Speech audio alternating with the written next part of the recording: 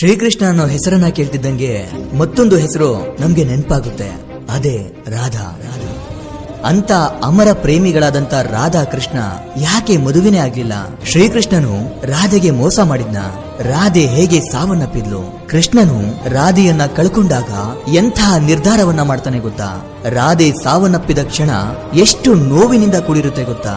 ಈ ರೀತಿ ರಾಧಾ ಕೃಷ್ಣನ ಅಮರ ಪ್ರೇಮ ಕಥೆಯನ್ನ ಇವತ್ತು ನಿಮ್ ಜೊತೆ ಹಂಚ್ಕೊಳ್ತಿದ್ದೇನೆ. ದ್ವಾಪರ ಯುಗದಲ್ಲಿ ನಾರಾಯಣನು ಕೃಷ್ಣನಾಗಿ ಅವತಾರವನ್ನ ಹೊಂತಾನೆ. ಇದಕ್ಕೆ 2 ಕಾರಣಗಳಿವೆ. ಅದರಲ್ಲಿ ಮೊದಲನೇದು ಪ್ರೇಮದ ಮಹತ್ವವನ್ನ ತಿಳಿಸೋದಿಕ್ಕೆ. 2ನೇ ಕಾರಣ ಕೆಟ್ಟದರ ಮೇಲೆ ಒಳ್ಳೆಯದ್ದು ಎಂದಿಗಾದರೂ ಗೆದ್ದೆ ಗೆಲ್ಲುತ್ತೆ ಅಂತ ಸಾಬೀತುಪಡಿಸೋಕೆ. ರಾಧೆ ಯಮುನಾ ನದಿಯ ಸಮೀಪದಲ್ಲಿ ರಾವಲ್ ಎಂಬ ಹಳ್ಳಿಯಲ್ಲಿ ಜನ್ಮಿಸ್ತಾಳೆ. ಹುಟ್ಟಿದಾಗಿನಿಂದ ರಾಧಾ ಕಣ್ಣನ್ನ ತೆರೆದೇ ಇರಲಿಲ್ಲ. ಇದರಿಂದ ಅವರ ತಂದೆ ತಾಯಿ ಅಯ್ಯೋ ನನ್ನ ಮಗು ಕಣ್ಣನ್ನ ತೆರೆಯುತ್ತಲೇ ಇಲ್ವಲ್ಲ ಅಂತ ಕೊರಗ್ತಾ ಇರ್ತಿದ್ರು. ಆದ್ರೆ ಯಾವಾಗ ಕೃಷ್ಣನು ರಾಧೆಯನ್ನ ಭೇಟಿ ಮಾಡ್ತಾನೋ ಆಗ ರಾಧೆ ಕಣ್ಣನ್ನ ತೆರೆದು ಕೃಷ್ಣನನ್ನೇ ಮೊದಲಿಗೆ ನೋಡ್ತಾಳೆ. ಅಂದಿನಿಂದ ರಾಧಾ ಕೃಷ್ಣನ ಪ್ರೇಮ ಶುರುವಾಯಿತು. ಚಿಕ್ಕಂದಿನಿಂದಲೂ ಒಬ್ಬರನ್ನ ಬಿಟ್ಟು ಮತ್ತೊಬ್ರು ಇರ್ತಾ ಇರ್ಲಿಲ್ಲ. ಎಷ್ಟೋ ಜನ ರಾಕ್ಷಸರು ಕೃಷ್ಣನನ್ನ ಸಾಯಿಸೋದಕ್ಕೆ ಬಂದಾಗಲೆಲ್ಲ ರಾಧೆ ಕೃಷ್ಣನಿಗೆ ಏನಾಗ್ಬಿಡುತ್ತೋ ಅಂತ ಅತಿಯಾಗಿ ಭಯ ಪಡ್ತಾ ಇದ್ಲು.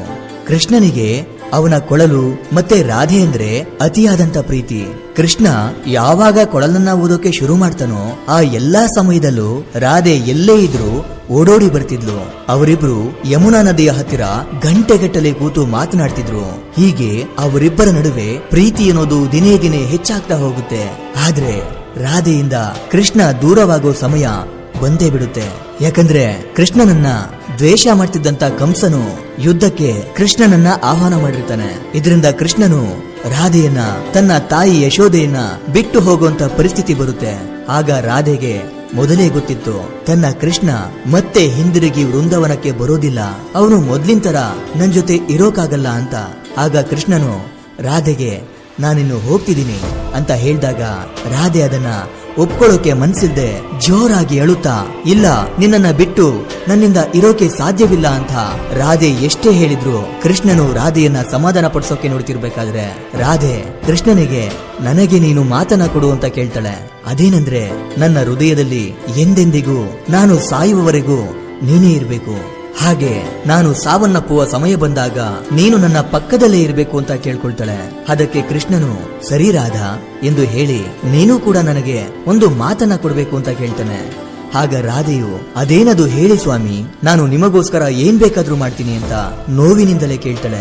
ಆಗ ಕೃಷ್ಣನು ರಾಧಾ ಇನ್ಮೇಲೆ ನೀನು ನನ್ನ ಬಗ್ಗೆಯೇ ಚಿಂತಿಸುತ್ತಲೇ ಕೊರಗಬಾರ್ದು, ನಿನ್ನ ಕಣ್ಣಿಂದ ಒಂದು ಹನಿ ನೀರು ಕೂಡ ಬರಬಾರ್ದು, ನೀನು ಯಾವಾಗಲೂ ಸಂತೋಷದಿಂದಲೇ ಇರಬೇಕು ಅಂತ ಮಾತನ್ನ ತಗೊಳ್ತಾನೆ. ನಂತರ ಅವರಿಬ್ರು ನೋವಿನಿಂದ ತಬ್ಬಿ ಮುದ್ದಾಡ್ತಾರೆ. ಹಾಗೆ ಕೃಷ್ಣನು ಮಥುರೆಗೆ ಹೊರಟು ಹೋಗ್ತಾನೆ. ರಾಧೆ ಮಾತ್ರ ಕೃಷ್ಣನ ನಾಮವನ್ನ ಜಪಿಸುತ್ತಾ ವೃಂದಾವನದಲ್ಲೇ ಉಳಿದು ಹೋಗ್ತಾಳೆ. ನಂತರ ಶ್ರೀಕೃಷ್ಣನು ಮಥುರೆಗೆ ತಲುಪಿ ಕಂಸನನ್ನ ಕೊಂದು ಹಾಕ್ತಾನೆ. ಹಾಗೆ ಪ್ರಜಾರಕ್ಷಣೆಗೋಸ್ಕರ ದ್ವಾರಕಾ ನಗರವನ್ನ ಸ್ಥಾಪಿಸ್ತಾನೆ. ಜನಗಳು ಕೃಷ್ಣನನ್ನ ದ್ವಾರಕಾಧೀಶ್ವರ ಅಂತ ಕರೆಯೋಕೆ ಶುರು ಮಾಡಿದ್ರು. ಮತ್ತೆ ಕೃಷ್ಣನು ರುಕ್ಮಿಣಿ ಮತ್ತು ಸತ್ಯಭಾಮಿಯನ್ನ ಮದುವೆ ಆಗ್ತಾನೆ. ಕೃಷ್ಣನ ಜೊತೆಗೆ ಗೋಪಿಕೆಯರು ಕೂಡ ಇರ್ತಾರೆ. ಕೃಷ್ಣನಿಗೆ ರುಕ್ಮಿಣಿ ಅಂದ್ರೆ ತುಂಬಾ ಇಷ್ಟ. ಈಗ ನಿಮ್ಗೆ ಒಂದು ಸಂಶಯ ಕಾಡ್ತಿರ್ಬೋದು, ಕೃಷ್ಣನಿಗೆ ರಾಧೆ ಅಂದ್ರೆ ಅತಿಯಾದಂತ ಪ್ರೇಮ. ಹೀಗಿದ್ರು ಅವಳನ್ನ ಯಾಕೆ ಕೃಷ್ಣ ಮದುವೆ ಆಗ್ಲಿಲ್ಲ? ರಾಧೆಗೆ ಕೃಷ್ಣ ಮೋಸ ಮಾಡಿದ್ನಾ ಅಂತ? ಇಲ್ಲ, ಕೇವಲ ಮದುವೆ ಆದ್ರೆ ಮಾತ್ರ ಅದು ನಿಜವಾದ ಪ್ರೀತಿ ಅಂತ ಹೇಳೋಕಾಗಲ್ಲ. ಸಂಸಾರ ಮಾಡಿದ್ರೆ ಮಾತ್ರ ಅದು ನಿಜವಾದ ಪ್ರೀತಿಯಾಗಲ್ಲ. ರಾಧಾ ಕೃಷ್ಣ ಮದುವೆಯಾಗದೆ ಹೋದ್ರು, ಜೊತೆಯಲ್ಲಿ ಸಂಸಾರ ಮಾಡದೆ ಹೋದ್ರು, ಅವರ ಮನಸ್ಸು ಹೃದಯದಲ್ಲಿ ಮಾತ್ರ ಒಬ್ಬರನ್ನೊಬ್ರು ಅತಿಯಾಗಿ ಪ್ರೀತಿ ಮಾಡ್ತಿದ್ರು. ಅವರು ಎಷ್ಟು ಪ್ರೀತಿ ಮಾಡ್ತಿದ್ರು ಅನ್ನೋದಕ್ಕೆ ಒಂದು ಚಿಕ್ಕ ಕತೆ ಹೇಳ್ತೀನಿ ಕೇಳಿ. ಪ್ರತಿದಿನ ಕೃಷ್ಣ ನಿದ್ದೆ ಮಾಡ್ಬೇಕಾದ್ರೆ ರಾಧೆ ರಾಧೆ ರಾಧೆ ಅಂತ ಕನವರಿಸ್ತಾ ಇರ್ತಾನೆ. ಅದು ಗೋಪಿಕೆಯರಿಗೆ ಮತ್ತೆ ರುಕ್ಮಿಣಿಗೆ ಇಷ್ಟವಾಗ್ತಿರ್ಲಿಲ್ಲ.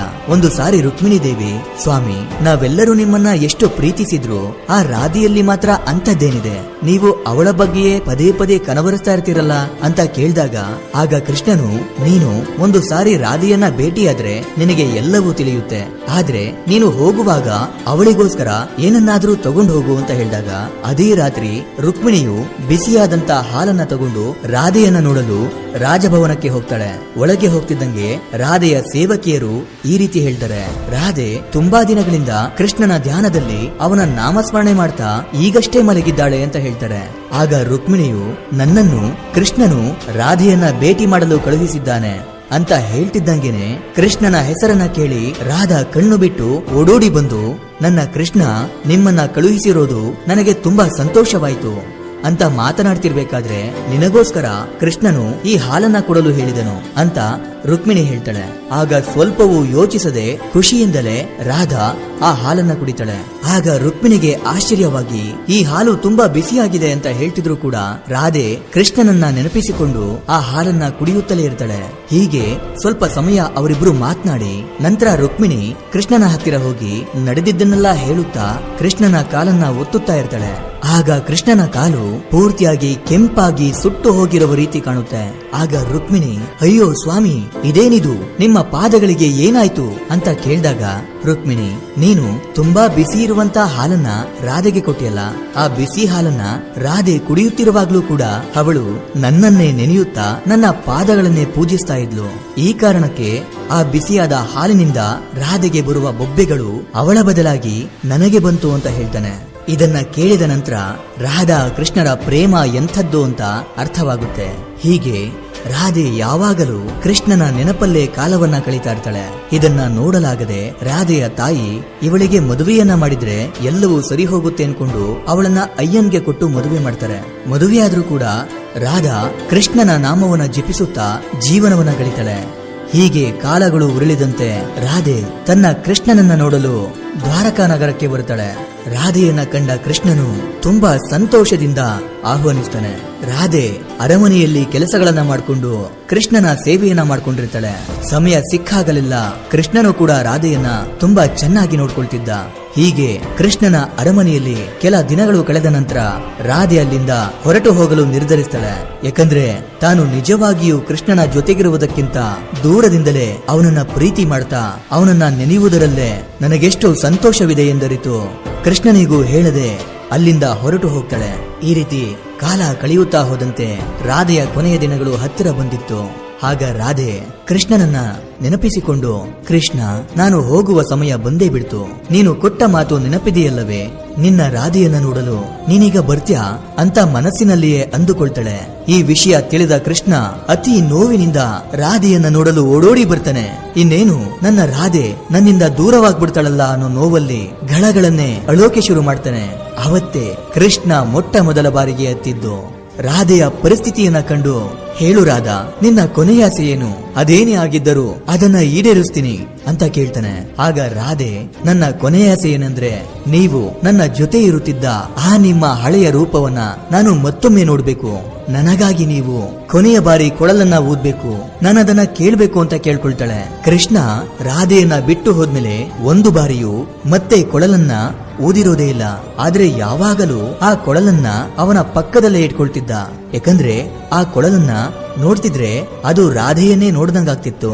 ರಾಧೆಯ ಕೊನೆಯಾಸೆಯನ್ನ ಈಡೇರಿಸಬೇಕು ಅಂತ ತನ್ನ ಹಳೆಯ ರೂಪವನ್ನ ಪಡ್ಕೊಂಡು ಕೊಳಲನ್ನ ಹಿಡಿದು ಎಂದು ಕೇಳಿರದ, ಯಾರು ನುಡಿಸದ ಮಧುರವಾದಂತ ನಾದವನ್ನ ನುಡಿಸೋಕೆ ಶುರು ಮಾಡ್ತಾನೆ. ತನ್ನ ಕೃಷ್ಣನ ಮಧುರವಾದಂತ ಕೊಳಲಿನ ನಾದವನ್ನ ಕೇಳಿ ರಾಧೆಯ ಕಣ್ಣಿಂದ ಕಣ್ಣೀರ ಧಾರೆಯೇ ಹರಿದು ಬರುತ್ತೆ. ಕೃಷ್ಣನಿಗೆ ಒಂದು ಕಡೆ ನನ್ನ ರಾಧೆ ಇನ್ಮೇಲೆ ನನ್ ಜೊತೆ ಇರಲ್ಲ, ನನ್ನನ್ನ ಬಿಟ್ಟು ಹೋಗ್ತಿದ್ದಾಳೆ ಅನ್ನೋ ನೋವು, ಮತ್ತೊಂದು ಕಡೆ ಅವಳ ಜೊತೆ ಕಳೆದ ಹಳೆಯ ನೆನಪುಗಳನ್ನ ನೆನಪಿಸ್ಕೊಂಡು ಕೊಳಲನ್ನ ಇನ್ನೂ ಮಧುರವಾಗಿ ನುಡಿಸ್ತಾ ಇದ್ದ. ಹೀಗೆ ರಾಧೆ ತನ್ನ ಕೃಷ್ಣನನ್ನ ಕಣ್ಣಲ್ಲಿ ಕಣ್ಣಿಟ್ಟು ನೋಡುತ್ತಾ ಅವಳ ಪ್ರಾಣ ಹಾರಿ ಹೋಗುತ್ತೆ. ತನ್ನ ರಾಧೆ ಇಲ್ಲವಾಗಿದ್ದನ್ನ ಕಂಡಂತ ಕೃಷ್ಣನ ಸಂಕಟ ಹೇಳತೀರದಾಗಿತ್ತು. ನನ್ನ ರಾಧೆಯೇ ಇಲ್ಲವಾದ ಮೇಲೆ ಇನ್ನು ಈ ಕೊಳಲಿನ್ನೇಕೆ ಅಂತ ಆ ಕೊಳಲನ್ನ ಅಲ್ಲೇ ಮುರಿದು ಹಾಕ್ತಾನೆ. ಅಂದಿನಿಂದ ಕೃಷ್ಣ ಕೊಳಲನ್ನ ಊದ್ಲೇ ಇಲ್ಲ. ಹೀಗೆ ರಾಧೆ ಸಾವನ್ನಪ್ಪಿದ್ಲು. ಈ ರಾಧಾ ಮತ್ತು ಕೃಷ್ಣನ ಪ್ರೇಮ ಕಥೆಯನ್ನ ಕೇಳಿ ನಿಮ್ಗೇನನ್ನಿಸ್ತು ಅಂತ ಕಮೆಂಟ್ ಮಾಡಿ ತಿಳಿಸಿ.